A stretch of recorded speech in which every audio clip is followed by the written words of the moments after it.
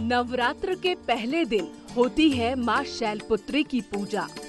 माँ शैलपुत्री अपने भक्तों को धन धान्य, ऐश्वर्य, सौभाग्य और आरोग्य का आशीर्वाद देती हैं। माँ शैलपुत्री की पूजा से चंद्र दोष दूर होता है और सुख समृद्धि मिलती है। माँ शैलपुत्री को हिमालय की बेटी माना जाता है।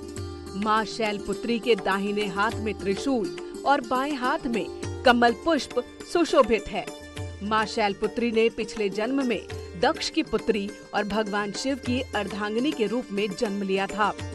शैलपुत्री की पूजा करने से मूलाधार चक्र जागृत हो जाता है और सभी प्रकार की सिद्धियां प्राप्त होती हैं। माँ का वाहन बैल है। माँ शैलपुत्री को गाय के घी और उससे बने पदार्थों का भोग लगाया जाता है। ऐसा माना जाता है कि माँ शैलपुत्री से संबंधित ग्रह चंद्रमा है। शैलपुत्री की पूजा करने से चंद्रमा मजबूत होता है, जिससे मानसिक उलझनें दूर हो जाती हैं। पति पत्नी को साथ बैठकर माँ शैलपुत्री का ध्यान करना चाहिए। इससे पारिवारिक जीवन अच्छा होता है और माँ का आशीर्वाद मिलता है। चंद्रमा का संबंध मनोदशा से माना जाता है, इसलिए कहा जाता है कि चंद्रोदय के बाद माँ शैलपुत्री की पूजा करने से विशेष लाभ होता है। माँ शैलपुत्री को सफेद रंग की चीजें पसंद होती हैं, लिहाजा उन्हें सफेद रंग की मिठाई चढ़ाई जानी चाहिए और सफेद रंग के वस्त्र अर्पित किए जाने चाहिए। अगर माँ प्रसन्न हो जाएं, तो जीवन में आने वाले सारे कष्ट दूर कर देती हैं। आज हम आपको बताएंगे नवरात्र के पहले दिन कलश की स्थापना कैसे करनी चाहिए, कैसे कलश की पूजा करनी चाहिए, माँ शैलपुत्री को प्रसन्न करने के मंत्र कौन से हैं। इन तमाम सवालों के जवाब हम आपको देंगे ताकि माँ शैलपुत्री का आशीर्वाद आपको हासिल हो सके।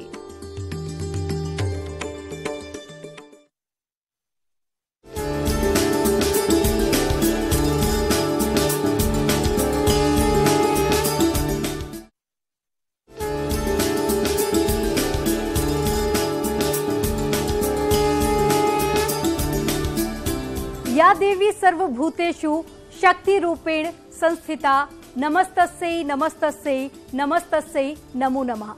जो देवी सभी प्राणियों में शक्ति के रूप में स्थित है, उनको हमारा नमस्कार।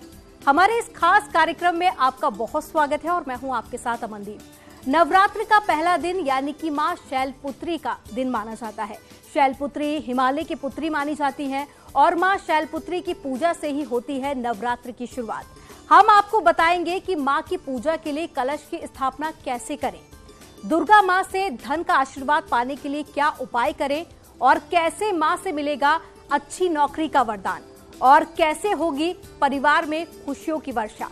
इन तमाम मुद्दों पर चर्चा करने के लिए हमारे साथ में ज्योतिषाचार्य मनीषा आहूजा जी और साथ ही ज्योतिषाचार्य ज्योति थपरियाल जी मौजूद हैं। आप दोनों का बहुत स्वागत है। और सबसे पहले मनीषा जी, मैं आपके पास में आऊंगी, शुरुआत आप ही के साथ में करूंगी कि नवरात्र के पहले दिन कलश स्थापना का शुभ मुहूर्त आखिर क्या है और कैसे कलश स्थापना की जानी चाहिए। मैं चाहूंगी आप हमारे दर्शकों को बताएं। नवरात्र में 22 मार्च को कलश स्थापना का मुहूर्त है।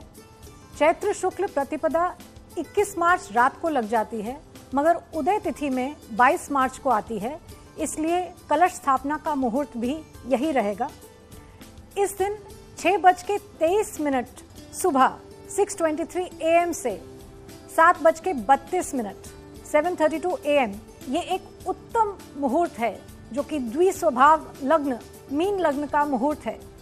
अगर हम चौघड़िया में देखें और लाभ और अमृत के मुहूर्त को देखें तो ये थोड़ा सा बढ़ जाता है और 9:25 तक सुबह रहता है।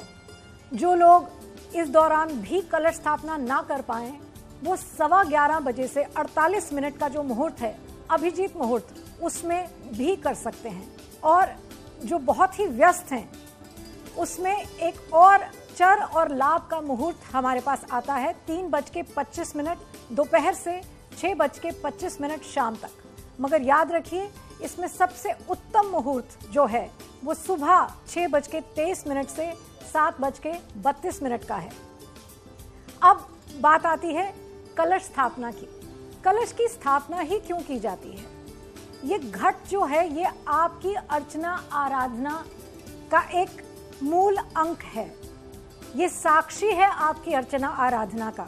इसमें आप ब्रह्मांड की शक्तियों का आवाहन करते हैं और 9 दिन उन शक्तियों की अर्चना आराधना करते हैं ताकि आपकी पूजा निर्विघ्न हो। और ये याद रखिए कि कुंभ जो है वो धन, ऐश्वर्य, सुख, समृद्धि का कारक भी है। कलश के मुख में विष्णु, गले में रुद्र और मूल में ब्रह्म का वास है और मध्य में शक्ति है। तो कलश स्थापना के लिए उत्तर या उत्तर पूर्व दिशा में आपने कलश को स्थापित करना है। तीर्थ जल या गंगा जल से कलश के मुख तक, गले तक आप जल भरिए। इसमें चंदन, अक्षत, सुपारी, दूर्वा और एक सिक्का आप डाल सकते हैं। इसका जब आप ढक्कन बंद करें उससे पहले, ये मिट्टी या तांबे का हो सकता है, इसका मुख बंद करना जरूरी है। और यहाँ पर आप अशोक के या आम के पत्ते जरूर लगाइए। कलश के ऊपर एक सूखा नारियल, जिसे हम श्रीफल भी कहते हैं, उसे लाल वस्त्र में बांधकर, एक पवित्र धागे से बांधकर उसे कलश के मुख पर, ढक्कन के ऊपर रखिए, जहां आप अक्षत भी चढ़ाइए।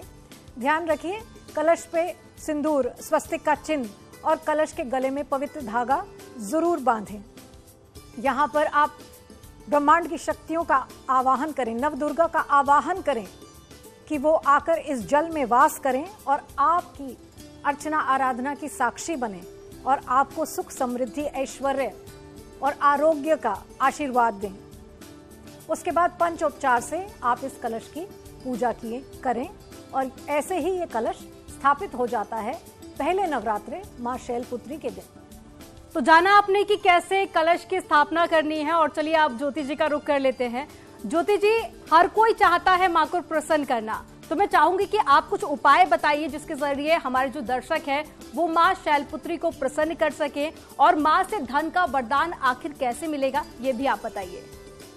देखिए, सबसे पहले तो मैं आपको ये बता दूं कि धन की प्राप्ति जो होती है ना, वो प्रतिफल होता है हमारे बल, बुद्धि, विवेक और ज्ञान का।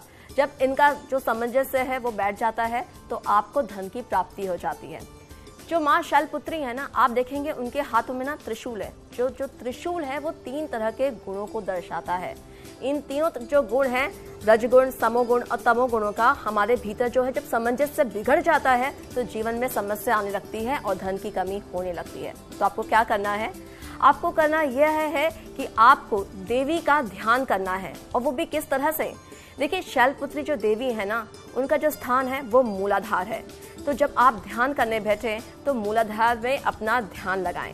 यहाँ से आपको देवी की शक्ति का साथ मिलेगा और माँ शैलपुत्री आपके जीवन में आने वाली किसी भी तरह की धन की कमी को दूर करने में सक्षम है। वैसे भी वो है शैल की पुत्री। किसी भी तरह के जिस तरह के आपके सामने जीवन में पहाड़ के समान समस्या आ रही हो, उनसे उबरने के लिए, उनसे पार निकलने के लिए माँ पूर्ण तरह से आपका साथ देती है। मनीषा जी, मैं आपके पास में लौटूंगी और चाहूंगी कि आप हमारे दर्शकों को बताइए कि कोई ऐसी परेशानी जिसका समाधान या फिर निराकरण नहीं मिल पा रहा है लंबे समय से, उस परेशानी को आखिर किन उपायों के जरिए दूर किया जा सकता है? देखिए, पहले ये जानिए कि माँ शैलपुत्री जो कि हिमालय पुत्री हैं, ये पृथ्वी तत्व की अधिष्ठात्री हैं। तो पृथ्वी तत्व से जुड़े हर परेशानी का ये समाधान निकालेंगी। आपको घर चाहिए जो कि पृथ्वी तत्व से जुड़ी चीज़ है, मूलाधार एक स्क्वायर के फॉर्म में होता है, तो वो भी समाधान यही देंगी। अब नवरात्रि में वैसे तो हम नवार्ण मंत्र का जाप करते हैं, ऐं ह्रीं क्लीं चामुंडाय विच्चे। यही मंत्र आपको वैष्णो देवी में भी मिलेगा, जहां हर जगह भवन के बाहर भी यही मंत्र मिलता है। और नवरात्रि के 9 दिन इसी मंत्र का जाप किया जा सकता है। इसे दशाक्षर भी बनाया जा सकता है, ओम ऐं ह्रीं क्लीं चामुंडाय विच्चे। सिर्फ माँ शैलपुत्री को अगर हम भजें तो या देवी सर्वभूतेषु माँ शैलपुत्री रूपेण संस्थिता नमस्तस्य नमस्तस्य नमस्तस्य नमो नमः। इस मंत्र से हम प्रथम स्वरूप को, जो कि शैलपुत्री हैं, उनको भज सकते हैं। देवी अथर्व शीर्षम एक ऐसा पाठ है जिसे आप धन समृद्धि के लिए इस दिन कर सकते हैं, और ये व्यापार, नौकरी, मूल चक्र से जुड़ी जो वृद्धि, समृद्धि जो आप चाह रहे हैं यहाँ, वो आपको देवी अथर्व शीर्षम का पाठ करने से मिल जाएगी। और शैलपुत्री का ये जो एक मंत्र है, ये करने से भी इसकी प्राप्ति होगी। तो देखा आपने कि कैसे एक मंत्र के जरिए आप समस्या का समाधान पा सकते हैं। एक बार फिर से ज्योति जी मैं आप ही के पास में लौटूंगी। माँ सभी नकारात्मक ऊर्जा को खत्म कर देती है, ऐसा भी कहा जाता है। ऐसे में परिवार में कोई खटास हो, रिश्तों में कोई समस्या हो, तो आखिर कैसे माँ को प्रसन्न करके उनका आशीर्वाद लिया जा सकता है और उस खटास को दूर किया जा सकता है, इसके भी चाहूंगी मैं कुछ उपाय आप हमारे दर्शकों को बताएं। देखिए, मनीषा जी ने बहुत अच्छे सारे मंत्र बताए हैं और जिससे समाधान होना संभव है। मैं एक और मंत्र ऐड कर देती हूँ, आप इसको जोड़ सकते हैं।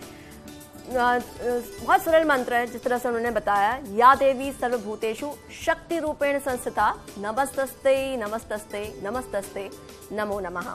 जी हाँ, शैलपुत्री हैं, शक्ति का स्वरूप है, तो आप इस मंत्र का उच्चारण भी कर सकते हैं। और हाँ, क्योंकि शैलपुत्री जो देवी हैं, उनके जो यहाँ पे जो ग्रह उनसे संबंधित हैं वो है चंद्रमा। तो आपके जीवन में क्या है कि चंद्रमा से लेकर जो समस्याएं आ रही हो, जैसे कि मन बेचैन रहता हो, आपको समझ में नहीं आता हो, फैसला लेते हुए आप पूर्ण तरह से अपना निर्णय नहीं ले पाते हो कि क्या सही है और क्या गलत है। अगर आपके मन में बहुत उलझन रहती हो और घर में अशांति का वातावरण बहुत ज़्यादा हो, तो अपने जीवन साथी के साथ बैठ के माँ शैलपुत्री का ध्यान करें। और हाँ, अगर संभव हो तो पूरे दिन में जब भी आपको चंद्रमा का होरा हो, आप अगर देखेंगे आपको पता चल जाएगा। आजकल तो इंटरनेट हर जगह है, आप उसमें जाकर होरा ढूंढें और आपको पता चल जाएगा कि किस वक्त पर चंद्रमा का होरा चल रहा है। ठीक उस वक्त पर बैठकर माँ शैलपुत्री का ध्यान करें अपने जीवन साथी के साथ। तो किसी भी तरह की जो समस्याएं हैं, मानसिक विकार हैं, उनसे उबरने में माँ शैलपुत्री आपकी जरूर मदद करेंगी। जी, तो मनीषा जी मैं आपके पास में वापस लौटूंगी और मैं चाहूंगी कि अगर कुंडली में कोई दोष है और ग्रहों की वजह से जीवन में कोई परेशानी चल रही है, तो माँ शैलपुत्री को कैसे प्रसन्न करके हम अपनी जीवन को खुशहाल बना सकते हैं, इसके भी उपाय आप हमारे दर्शकों को बताइए। देखिए, शैलपुत्री का जो रंग है वो सफ़ेद है, इसलिए सफ़ेद मिष्ठान का भोग ज़रूर लगाएं इस दिन। ब्राह्मणों को भी दान करें सफ़ेद मिष्ठान। ये चंद्रमा की अधिष्ठात्री देवी हैं और चंद्रमा पर कैसा भी कोई क्रूर ग्रह का प्रभाव हो, चंद्रमा आपकी कुंडली में परेशानी का एक वजह दिखा रहा हो, तो चंद्रमा को अनुकूल बनाने के लिए माँ शैलपुत्री का जो पूजन है वो चंद्रमा को अनुकूल बनाएगा, चंद्रमा को शांत करेगा और निर्मल बनाएगा और आपके मन में स्थिरता लाएगा। बिल्कुल, तो देखा आपने कैसे उपाय करके आप अपनी समस्याओं का समाधान तो पा ही सकते हैं। और चलिए सवालों के सिलसिले को और आगे बढ़ाते हैं, ज्योति जी के पास में वापस लौटते हैं।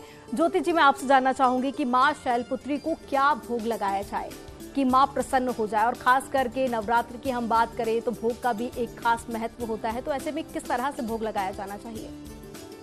देखिए, माँ शैलपुत्री को किसी भी सफ़ेद वस्तु का भोग लगा सकते हैं। आप खीर बना सकते हैं तो आप खीर बना दीजिए। अगर आप नौकरी पेशा हैं, बहुत जल्दी में हैं, तो आप इतना तो कर सकते हैं कि माँ के सामने मिश्री का भोग लग दें। आप अगर हो सके तो माँ के लिए आप थोड़ा सा जो दूध है ना उसे रख दें, उसमें थोड़ा सा मिश्री डाल दें। यानी कि किसी भी तरह के सफ़ेद वस्तु का भोग। मिठाई मिलती है, आपके पास मिठाई हो, अगर आप खुद बना सकते हैं, अपने हाथों से बना सकते हैं, तो उससे बढ़कर क्या बात होगी। अगर लेकिन आप वो नहीं कर पाएँ तो जी, आप बाहर जाएं, मिठाई लेकर आएं और देवी को सफ़ेद मिठाई का भोग अर्पण करें। तो देखा आपने कि कुछ बेहद छोटे से उपाय करके आप माँ शैलपुत्री का आशीर्वाद हासिल कर सकते हैं और माँ को प्रसन्न कर सकते हैं। और अगर ऐसा हुआ तो मानो किस्मत के द्वार खुल जाएंगे। और हमारे साथ में ज्योति जी जुड़ी हुई थी और साथ ही हमारे साथ में मनीषा जी जुड़ी हुई थी। आप दोनों का हमारे साथ में जुड़ने के लिए बहुत शुक्रिया। और हमारी खास पेशकश में फिलहाल इतना ही, बाकी खबरों का सिलसिला आगे भी जारी रहेगा।